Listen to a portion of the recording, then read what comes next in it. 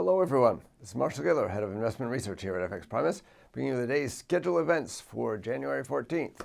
There are no major economic indicators on the schedule for today. The only big one was out already, the Australian employment data.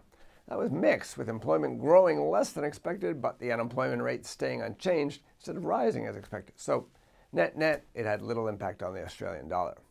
There is some excitement in store today, however, even without any indicators. There are two big things on the schedule. First off, there's a Bank of England Monetary Policy Committee meeting. As usual, nobody expects any change in policy, so the focus will be on the results of the vote, namely whether anyone joins Ian McCafferty in voting for a rate hike or whether he backs off.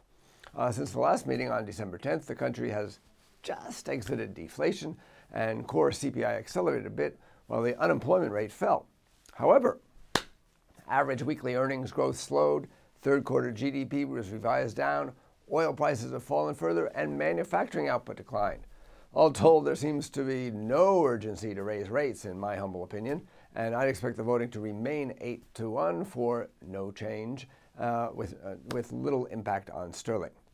Then a little later, the ECB releases the minutes of its December meeting. This was the meeting that failed to live up to ECB President Draghi's dovish foreshadowing. The market will be keen to understand the Council's reasons for not moving as much as expected and learn what the criteria might be for further easing. The minutes should provide some details on members' views on the limits to negative rates and the risks to the outlook. So the impact on the euro will really depend on how much room the minutes leave for people to continue hoping that there will be further easing in the future. Separately, there's also an EU finance ministers meeting in Brussels. We may get some headlines about EU fiscal policy and particularly about what they're going to do with their budgets now that 1 million refugees have unexpectedly shown up and have to be fed and housed. They may move to a more expansive fiscal policy as a result of this.